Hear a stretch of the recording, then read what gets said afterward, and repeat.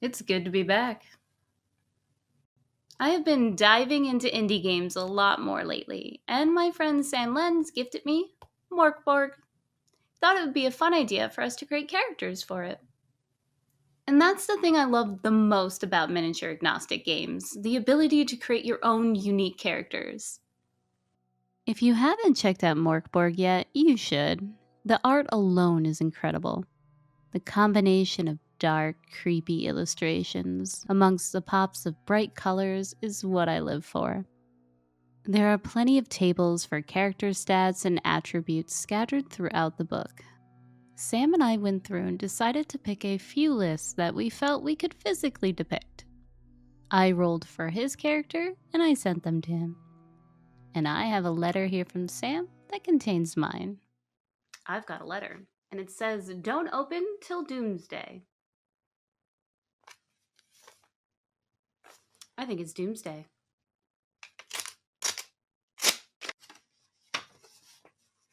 What is read next cannot be undone. Continue if you dare, fool.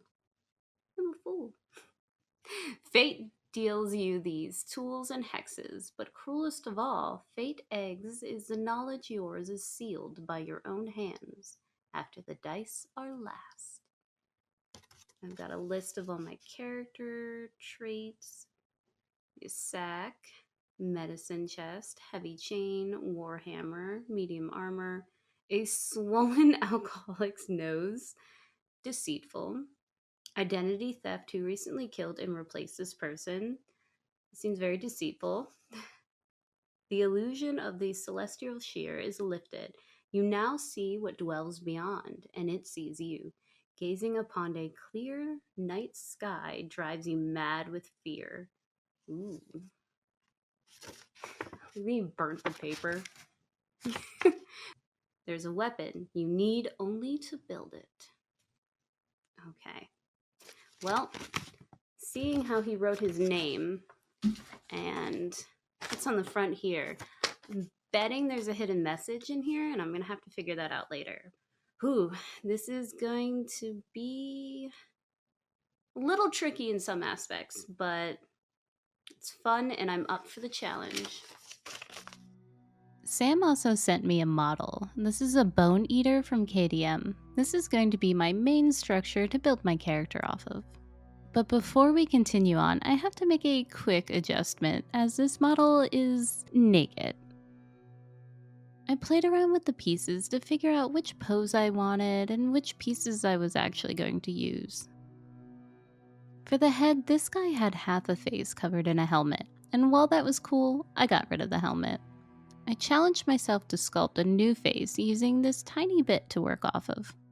It's always fun to dig around in spare bits to see what you can find. I was looking for weapons, random bits, basing materials, anything that would work. After the gathering, it was time to build.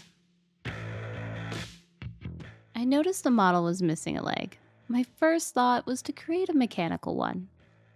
I had this large jewelry chain and I thought it would be perfect to cross another attribute off the list, so I created a heavy chain peg leg. I mixed up some green stuff to begin, and I worked it into place to attach the chain leg and cover his naughty parts. I wrapped this area with a sheet of green stuff to start creating his clothes. The deceitful trait and recent identity theft on top of murder, it gave me the idea that this guy likes to kill people and wear their skin. I tore the green stuff around the edges to make it seem ripped or poorly made. Using a hobby knife, I cut at it and slashed spots so it seemed like the different pieces of leather were stitched together. I also replaced one of his daggers with a warhammer. I added a ball of green stuff for the face structure and then left it alone for now, as I thought it might be better to sculpt the finer details with milliput later. I tried to mimic his shoulder cloak and carry it over more to the front. Since his cloak is made from faces, I thought it would fit the theme pretty well.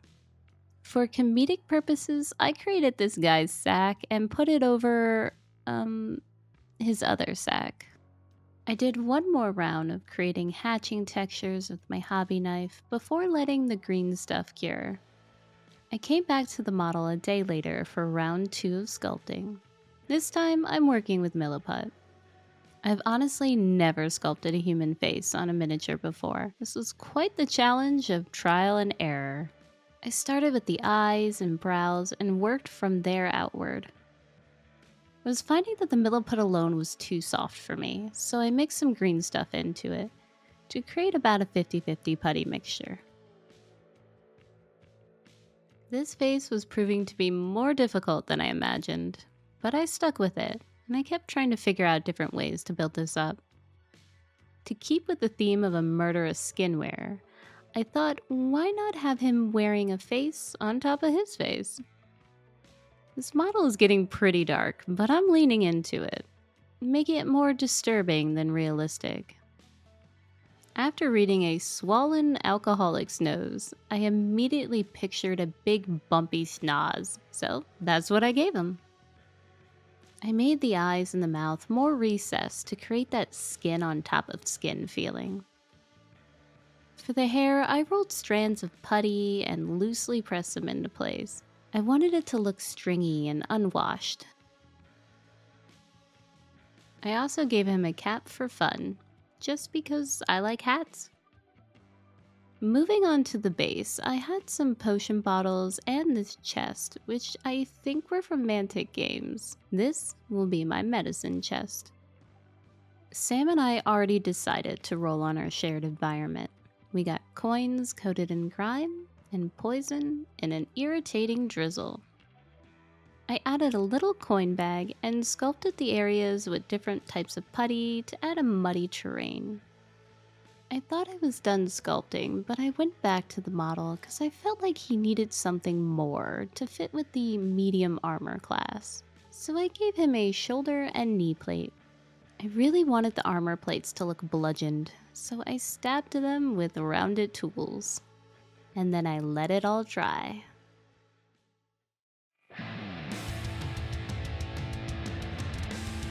I had a brief moment of doubt before priming, and I decided the chain foot would look better without the bottom, so I ripped it off.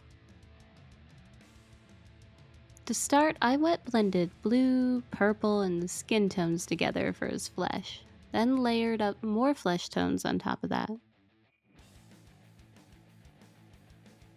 As I was painting the nose, I realized I can no longer deny that this guy is looking like a clown.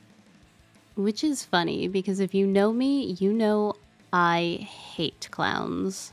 My brothers let me watch Killer Clowns from Outer Space when I was way too young, and I have hated clowns ever since.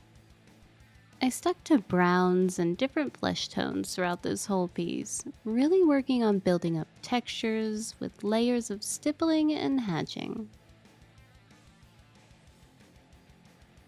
There's a list of all the actual colors I used in the description below.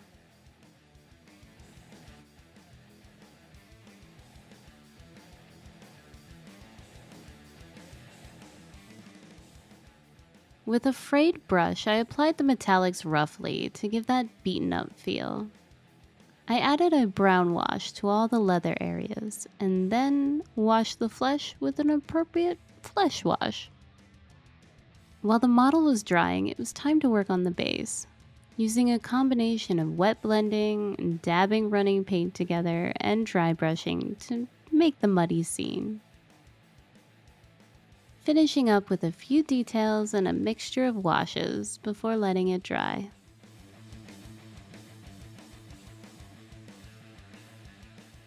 I wanted the rain to wash away the poison from these coins, so I added some high flow white in the cracks before going over it with fluorescent green. This model just isn't horrifying enough. I think it needs some blood. While the toothbrush flicking and airbrush splatter tricks work great, they're a little messy and I want something quick and easy to control. I find using old beat up fray brushes work pretty well. By twirling the brushes as you're dabbing, it helps create more random patterns. Dragging it makes good cut or scratch marks as well. I'm starting in the area I want the most blood in, and then fanning it out to less paint and less pressure. Normally I like to add gloss medium or Mod Podge to the paint, but I'm using this dark crimson, which is already a glossy paint. It's all coming together. I added a few last minute items to the base and started applying Mod Podge Dimensional Magic for some puddles and wetness for that irritating drizzle. But it needed one last thing: rain. I experimented with dripping resin on clear wire strands to create raindrop effects.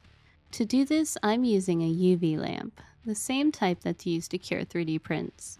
A clear hard type UV resin, mostly found in jewelry sections, and some fine clear plastic wire. Yet again, another trial and error as I'm creating resin droplets I can be happy with. I'm dripping beads of resin on the wire and holding it downward into the UV light to cure it in place as fast as possible. It was starting to look like water beads on a spider web, which is cool, but not quite the look I was going for. So I built up a second layer, and I think it'll still work. I picked the best looking strands and trimmed them to my liking. Using water texture, I created little indented puddles that the raindrops would sit in. A drop of UV resin on the end to hold it into place, and then a little more water texture to build up the splash.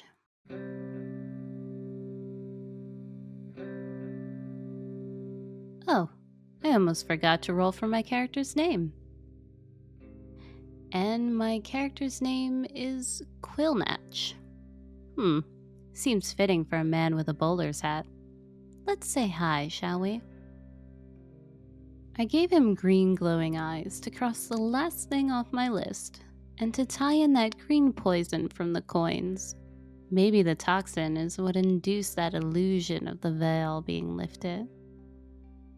I kinda don't even mind that he looks clownish. He's giving me that killer from Dead by Daylight vibes. It's really playing into that creepy factor.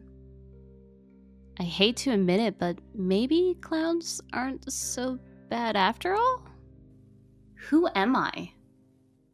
Now that I have my character created, I guess I have to learn how to play the game.